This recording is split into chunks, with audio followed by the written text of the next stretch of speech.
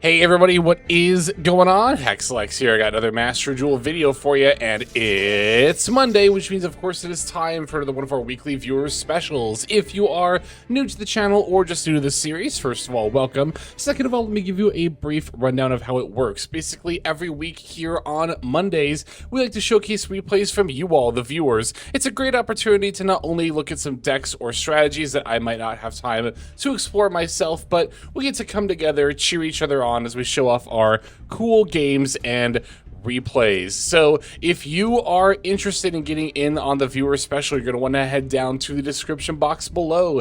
There you are going to see an invite link to our Discord server, the Hexlexplex. Once you are in there, head to the Master Duel section and you will find the viewer special submissions channel. There you can drop your 9-digit player ID, and that way I can see your publicly saved replays. Please do make sure that your replays are set to public and that your ID is entered correctly so they can see those replays from you. And if there's one in particular you really want me to see, make sure you're leaving your name or your opponent's name, the date and time, or a screenshot, just something where I know that's the game you want me to watch. But that's pretty much all there is to it. So without any further ado, let's get into some of your gameplay. And our first game for this video comes to us from Kinohara. Kinohara is utilizing the new magical musket support. Of course, playing the deck here with Fiendsmith as well. We've got that magical musket mastermind Caspar here, which is finally in Master Duel and has been a pretty good buff for the magical musket deck. So very eager to see exactly how the turn one lines play out. And it looks like we're going to be up against Branded. So pretty solid opponent that we've got here. Let's head right on in and see what these plays look like. I think I actually did watch Moha's guide on Magical Musket. Not that I've ever played the deck myself, and I don't really have any plans to, but I was mostly just curious to see, exactly what some of the combo lines look like. So I wonder if we're going to be doing something similar here, or if we're going to be diverging a little bit. We're going to begin with normal summon Lacrima, the Crimson Tears, dumping Engraver. We've also got Fiendsmith's Track, so we're going to go ahead and use that. Adding the Lurie, and then of course discarding it. Now Fabled Lurie gets to revive off of its own effect. Our opponent is going to use the Jorn Lockbird. Fiendsmith is pretty well known for being able to just play right on through Droll. I'm not sure exactly how true that is for the magical musket side of things, but I guess we'll probably find out here shortly. Sure enough, here is the magical musket mastermind Caspar. Now we can summon the which one is this again? Starfire? Yeah, Starfire to our field while we set the cross domination on our opponent's field. And of course, it's fine that we're setting magical musket cards on their field because it's not like they can use it, so they don't control, magical musket monsters. Anyway, now we can link into Max, the Link one, and because our opponent has a set card, we can summon out the Calamity from deck. Next, we're going to use Fallen of the Virtuous, pop our own Max. That'll trigger the Calamity in order to revive Starfire, and now we're going to link the Calamity off into the Fiendsmith's Requiem. So not only did we get the revive, we also freed up our Link Zone to be able to even go into more Fiendsmith plays. I see. Now we're going to summon out the Engraver. We can revive the Engraver that's in our graveyard already. And we're also going to use the Tracked Graveyard effect in order to fuse the two of them together. And of course, that'll let us make the Fiendsmith's Lacrima. Now we get to activate Lacrima effect, revive one of those Engravers. And we're going to overlay the two of them. Oh no, we're linking them. I thought we were going to make Caesar. No, it's going to be the Fiendsmith's Sequence. Now we're going to use Lacrima's effect, put back one of the Engravers to burn. And then we're going to use Sequence to fuse yet again. Looks like this time we are going to make the Desiree. And now we're linking into Ognum Day, I see, and then we can revive the Desiree. I see. As well as making a Bawaku, it looks like. And now we're going to use a Bawaku's effect. We're going to pitch that Fuelos. Revive. Okay, I see it. Revive the Ognum Day. Now we revive the Desiree. And now we can also equip the Sequence as well. And I forgot about the Requiem too. So it's a 7k Desiree that can negate up to 6 cards at once. It is a pretty important distinction that we negate them all at once. It's not like you get 7 negates, right? Okay, they're going to lead with Fallen of the Virtuous, popping our Starfire. We're going to let that go through. They're going to go for Branded Fusion next, but we've got the Ash Blossom to simply negate that. Now, we don't have any cards left in hand for a Baoku, but of course we do still have not only the Desiree negate, but also the Fallen and the Virtuous as well. Looks like they're going to go Aliber for Branded and High Spirits, reveal Cartesia, dump Granganol, discard, and then add Fallen of the White Dragon. Now they get to go Fallen of the White Dragon effect. They're going to send a dragon that devours the Dogma. Fallen of White's going to activate, but here is where we are using the Desiree, cutting them off from one of their more important cards here. And as mentioned, we get to negate the Aliber here as well. Looks like their last card is going to be Nadir Servant. They're going to add the Dogmatica Ecclesia after dumping the Albion here. Dogmatica Ecclesia is going to activate, adding another Fallen and the Virtuous, which they're going to set. Moving to end phase, Cartesia is going to add back to hand. They'll also get Albion and Titaniclad and Dragon that Devours the Dogma effects here as well. So they can add Mercurier. That doesn't do a lot. They're going to add another Fallen of the White. I'm really surprised they didn't summon Quem there, honestly. Alright, now we're going to use Fallen of the Virtuous, pop their Fallen of White. They get to set Branded Retribution, but that's fine. I mean, no, I guess they can still use it because they can do from the graveyard, right? Yeah. Alright, we're going to activate a Baoku. They're chaining their Fallen and the Virtuous on it. We are going to chain Fiendsmith's Desiree, which will not only negate Fallen and the Virtuous, but also Dogmatica Ecclesia, which means it can be destroyed by battle by extract monsters now. Alright, so it looks like with the Baoku effect, we're choosing to keep the Fiendsmiths tracked, but then we're just going to discard it. Popping the Aliber. Again, we can run over the Dogmatica Ecclesia, and yeah, lest we forget, our Desiree's at 7k makes it really easy to swing in for lethal there. So that was very, very good stuff. Thank you very much, Kinohara, for that game. But of course, we still got a couple more to get into. Let's go into the next replay from you all. All right, this next duel comes to us from Floppy Keyboard. Floppy Keyboard's got a replay where they are actually going to be going second, and they're on pure Radiant Typhoon, which I haven't played or seen around in a minute. Of course, the Zodiac variant is definitely the more popular of the two. It's also arguably the more powerful, but I will say that it's really easy to sleep on pure Radiant Typhoon. It's still an excellent deck, and it's really not like that much worse than Zodiac Radiant Typhoon. Basically, you're trading some of your turn 1 explosiveness with like your board building in order to add some more off engine like Super Poly and more hand traps and that kind of thing. Things like Sheena as well, since we're on, all wind monsters. But looks like we're going to be up against Draco Tail here. And as mentioned, we are going second. And I think I saw we're in for a 9-turn back and forth game. Very eager to see how this one plays out. It's not that surprising though. Radiant Typhoon is it's kind of similar to Sky Striker in some ways, where a lot of the time you're just gonna be playing the control game until you can actually go for an OTK. So they're gonna begin with Branded Fusion right off rip. We get to chain the Fuelos here. Also got MST and Crocea. That's actually really good to open against Draco Tail, because it means if we wanted to, we could start popping their back rows during like the draw phase, while also summoning Crocea during the draw phase and playing around Droll. And of course, because we're not playing Zodiac cards, we don't have to worry about being wind locked. That is something that you do kind of like, it doesn't come up all the time, but occasionally I find that when I'm playing Zodiac Radiant Typhoon, I struggle to make some Radiant Typhoon plays like that early on, because it would mean cutting myself off from my Zodiac engine, and especially playing into a board, it's kind of hard to know sometimes when you should wind lock yourself or when you might still need Zodiac cards. But if you're playing pure, you don't have that problem, because you're just playing all wind monsters anyway. Okay, they're going to set Flame and Horn. So we have Chant as well. We drew that here too. Okay, here comes Fallen of the White Dragon. They're going to dump Rindbrum, set another card into phase, Albion, set Fallen of the Virtuous, and then Cartesia can add back to hand. So we know Flame is a trap card on the far left, then Horn, and then We don't know the middle one, and then the one to the right of that is going to be Fallen of the Virtuous. We're going to begin with Fallen of the Virtuous on Fallen of the White Dragon, letting us go for the Crocea here. Crocea is going to activate. Now we can add both Vision and another MST. All right, still in draw phase, we're going to fire off the Vision, drawing 2 cards. We're going to dump the extra Crocea. Now we're going to go Chant, again, still during the draw phase. We're going to add Swen. And now we're going to start popping their back rows. We're going to first go for Flame. Our opponent's going to chain it, which there's no reason not to, because then they get to use the draw effect. But that does give us an opportunity to chain Sheena. They're going to chain Dracotale Horn on their own Arthelion, as well as chaining Fallen and the Virtuous also on their own Arthelion. Finally, Dracotale Sting ended up being their last card. They're going to banish a couple of cards from our graveyard. We're going to chain MST on our own MST, and that's going to be the end of the chain link here.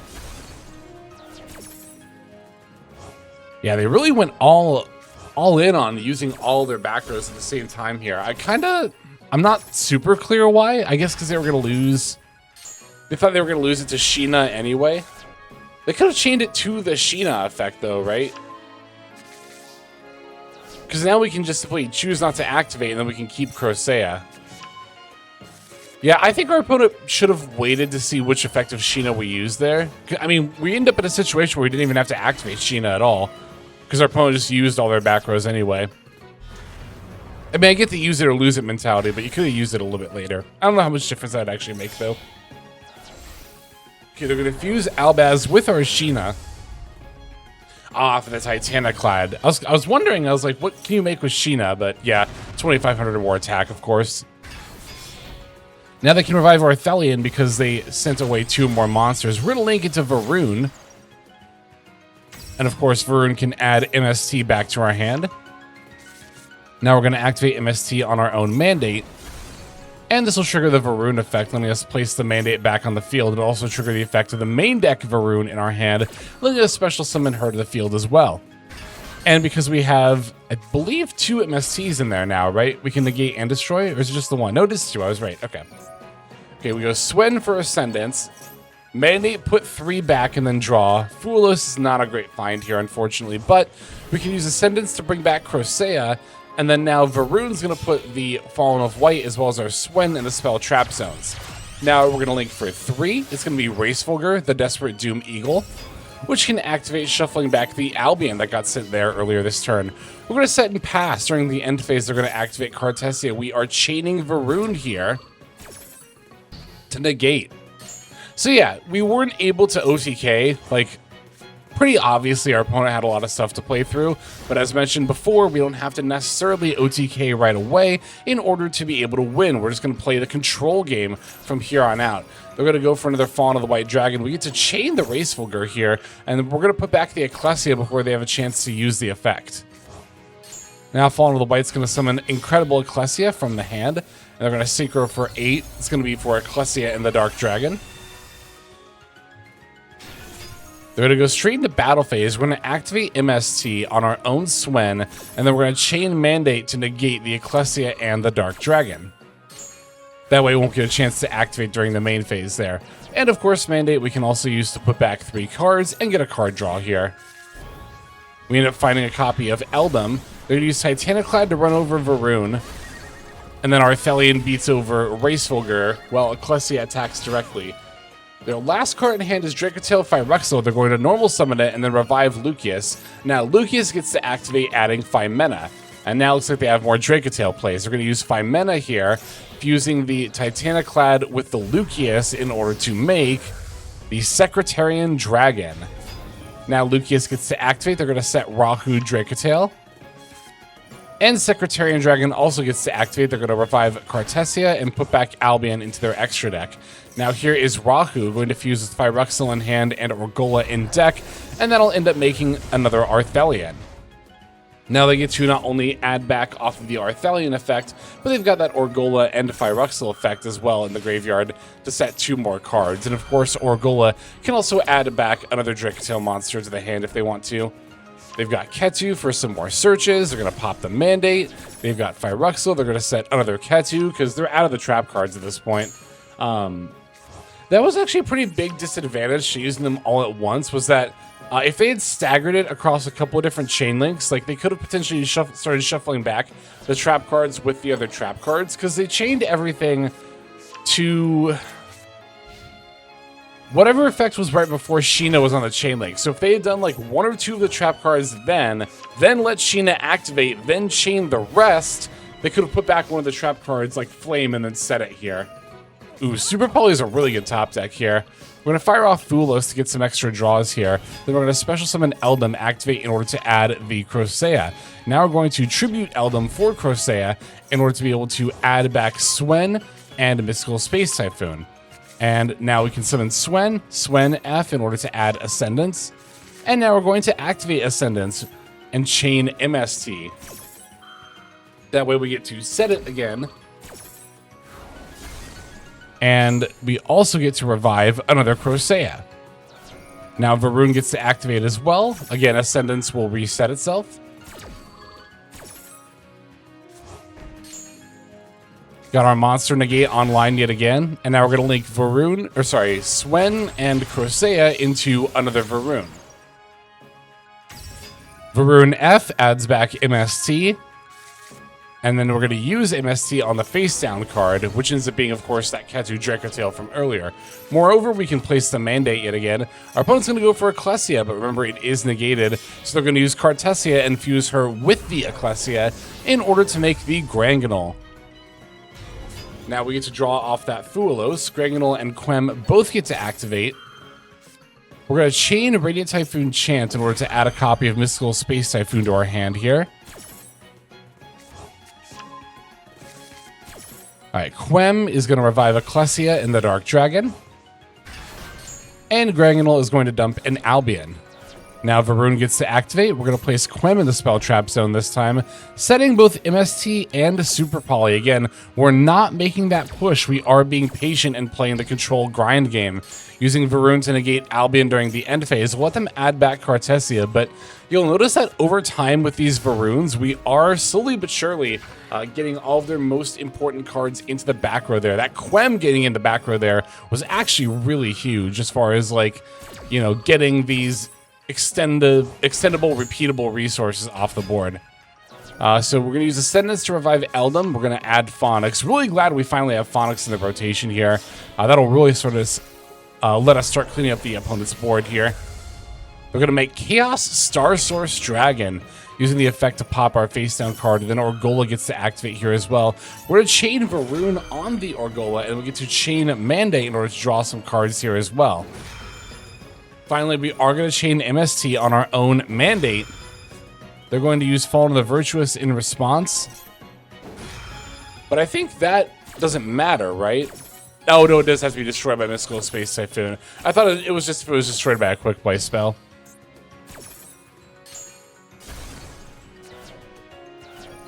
Okay, here's Ecclesia effect.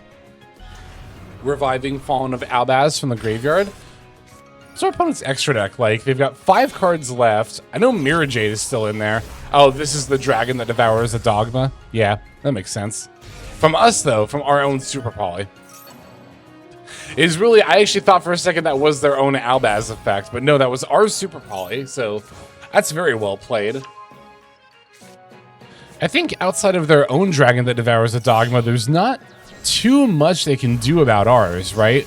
They have to battle over it. They don't have... Dracotail doesn't have any effects that, like, tribute a monster on the opponent's field or anything.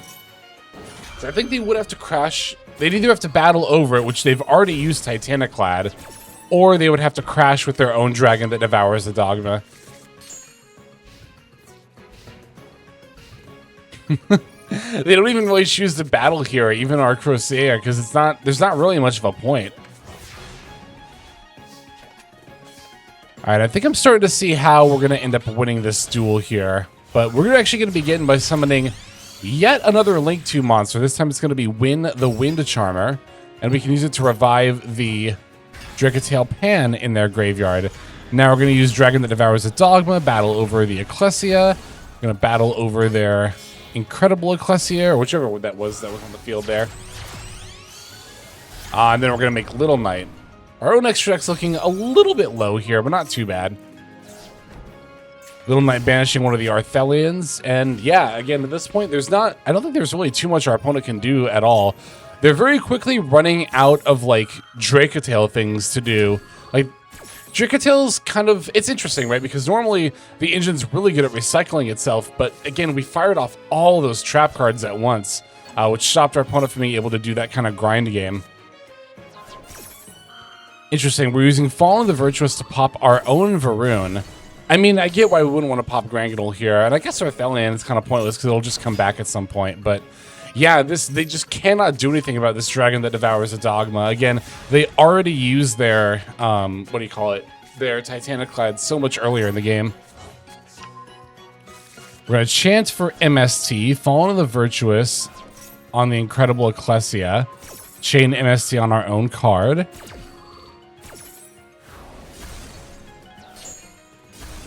Okay, there goes the Cartesia. Now Varun gets to revive, and Phonix as well, because we did activate Mystical Space Typhoon. So we got the monster negate, and then if we have a quick play spell, we'll have the ability to put back multiple cards here too. Okay, they're going to use Grangadol's effect, so we get to just chain Varun for the negate.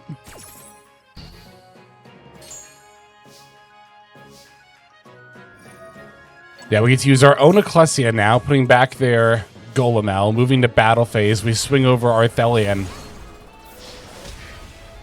Striking directly with both Little Knight and Phonix, we pass over to them. Things are looking pretty grim for our opponent at this point, and I think this is turn 9, so I wouldn't be surprised if, yep, there's the concede. And that was a perfect example of pure Radiant Typhoon playing the control/grind game. Excellently done floppy keyboard. Very good demonstration of just how good pure Radiant Typhoon is at outgrinding a deck, even like Branded, in the right circumstances. Branded, which is a deck that has like infinite grind game, but Radiant Typhoon can put up just as much, if not more, under the right circumstance. Thank you very much, floppy keyboard. I think we have time for one more game real quick, and then we will finish off here. And our final duel is from Alnick, who is also utilizing some of the new cards from the latest selection pack. It's like we are on For Hire with the Canine package, of course. Rex Ride for Hire being level 5 and also being such a good card for the deck makes the Canine package a pretty nice inclusion for the For Hire archetype, giving it that nice little power buff while also having that synergy. And it looks like we are actually going to be up against Tenpai, so let's see how well we fare against this going second deck. As we saw, we did lose the coin flip and they made us go first, so all right, let's see what we've got here.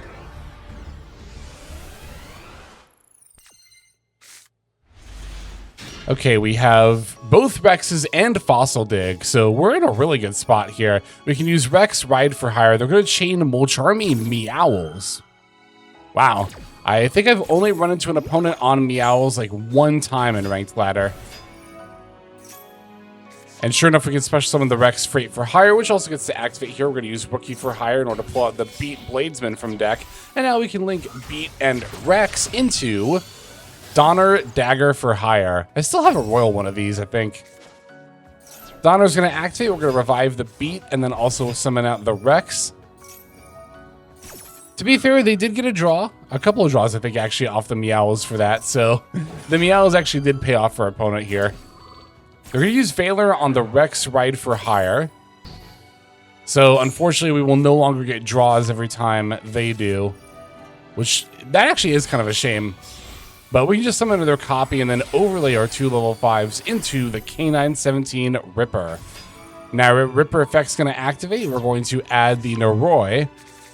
And we can even set Force Release, because of course they already used Meowls. We're going to normal summon Noroi, special summon Jokul from deck. Jokul F, going to add Lantern. Now we're going to use Noroi effect. Send the... Oh, hang on. That was quick. I saw Shundra. I saw Raigeki. Those were the main 2. I saw another monster that I think was another Tenpai monster and some more spells. Sorry that went by quickly. Of course, if you're just watching this on YouTube, you can go back and pause there. But all right, so we got Lantern reviving the Jokul. They're going to use Meowls to draw again off that. We get to add Case for Canine. Case is going to activate. We'll add Ease Enough for follow-up. And now we're going to link 3 into the Fulgo, Justice for Hire.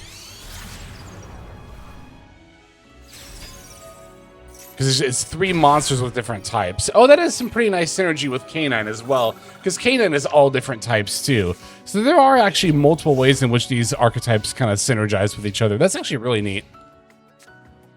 All right, Ultimate Slayer, that was one of the other spell cards we saw there. They're going to use that and try to get rid of our Canine 17 Ripper. We're going to chain Force Release, and they are going to chain Magnum Hut. But of course, we can simply use the Ripper to negate and destroy the Magnum Hut here. No reason not to, because we're already about to, you know, send it away for the Force Release anyway.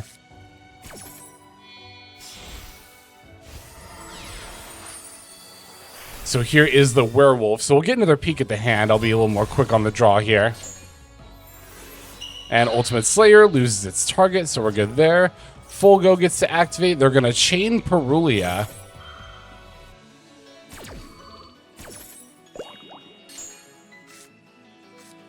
Now here's that Raigeki. We're going to chain Wiz, which lets us negate that. We definitely already saw that coming.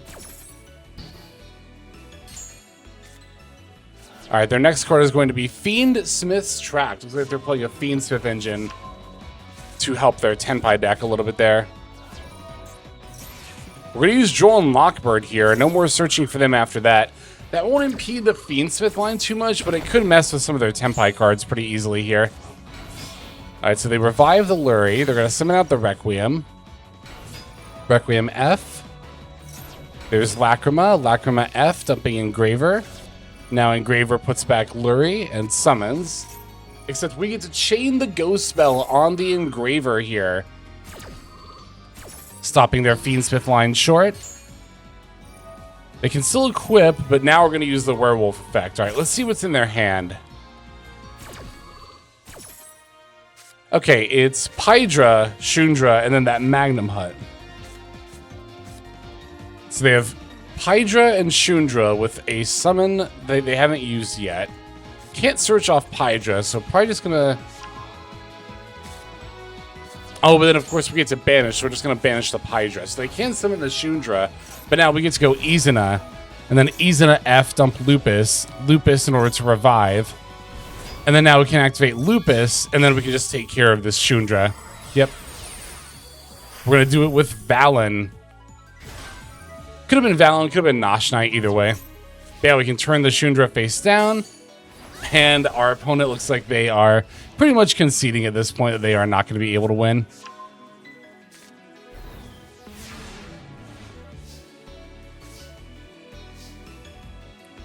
Yep, we'll just flip everything into attack mode. Looks like we're going to activate Rex here to get back our trap card.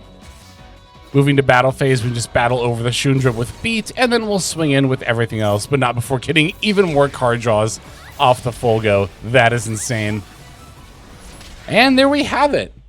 Very good demonstration of what K9 with For Hire is capable of. Thank you very much for that, Alnick. Thank you to everybody who submitted for the viewer special this week. If it weren't for you all, we could not have a viewer special show here on the channel, which is not only our longest running show, but definitely one of my favorites as well. So thank you all so very much.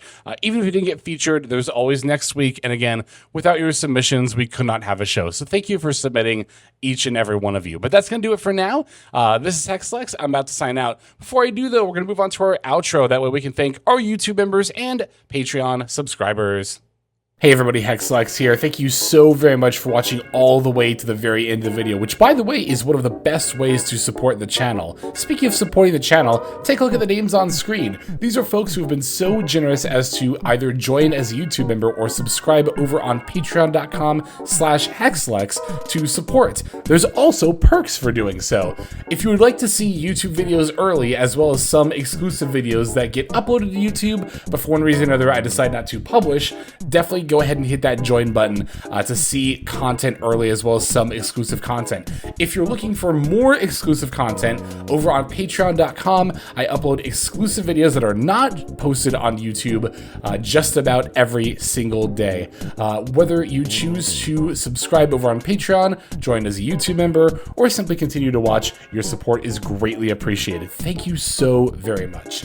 But for now, this is Hexlex. I am signing out, and I hope that you have a fantastic day.